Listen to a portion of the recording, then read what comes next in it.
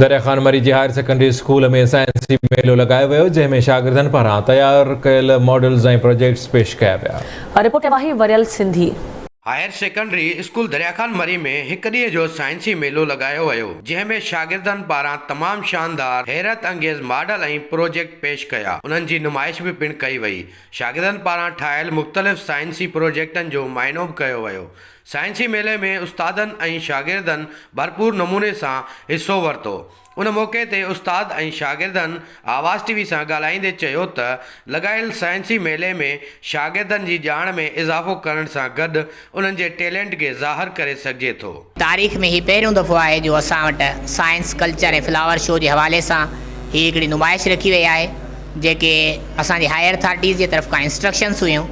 जॾहिं असां ॿारनि खे इन बारे में ॿुधायो त ॿारनि जो जेको टैलेंट आहे उन खे ॾिसी असां हैरान थी विया आहियूं। त उन्हनि ॿारनि जेको आहे ॾाढो पुरजोश तरीक़े सां हर शोबे में साइंस कल्चर ऐं फ्लावर शो जे हवाले सां हिसो वरितो आहे। मॉडल ठाहियो आहे जंहिंजो नालो आहे वाटर फिल्टर मशीन।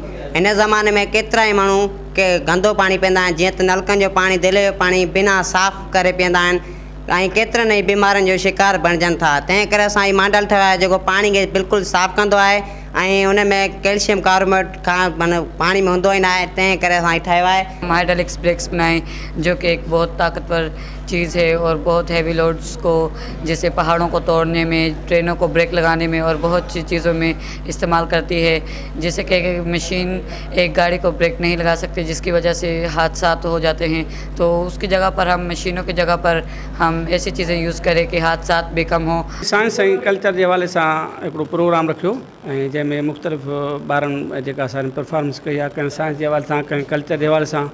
ऐं हिन में ॿारनि काफ़ी जेका कम कया आहिनि, जेके असांखे पाण खे हैरत लॻी वई आहे त एतिरी उमेद बि कान हुई। नंढड़ा ॿार आहिनि, नंढड़ा मासूम आहिनि ऐं ॿारनि सोचे लिया त हिन जेको प्रोग्राम आहे हीअ वॾा हिकिड़ा साइंसी हवाले सां शयूं ताल्लुक़ रखंदियूं। कल्चर के हिसाब से घर बनाए हैं, बहुत मुख्तलिफ घर बनाए हैं। जैसे कि पहले ज़माने में घर होते थे और लोग बीच में रहते थे, बैठते थे, उठते थे, और उसी हिसाब से हमने घर बनाया है। जैसे कि आप देख सकते हैं यहाँ पे ये कुएं लगाए हुए हैं, घरों के बीच में बैठने की जगह है और बहुत कुछ है। ये हमने मॉडल पेश किया है। मैंने बनाया हाइड्रो पावर प्लांट, जो हमारे डैम जिससे बनते हैं। जैसे कि हमारे डैम से पानी नीचे गिरता है और हमारे जो प्लांट लगे हुए हैं जिससे पानी नीचे गिरता है, वहाँ पर हमारी एक मोटर लगी होती है, जिसकी मोटर की वजह से हमारी इलेक्ट्रिसिटी पैदा होती है। हुन जो वधीक चवणु हुयो त स्कूल में साइंसी मेला लॻंदा रहनि, जंहिंसां रुगो सिर्फ़ ॼाण हासिल थिए थी, पर उन में शागिर्दनि जे टैलेंट खे बि ज़ाहिर करे सघिजे थो। कैमरामैन अली अब्बास सिंधी सां गॾु वरियल सिंधी, आवाज़ टीवी न्यूज़, दरिया खान मरी।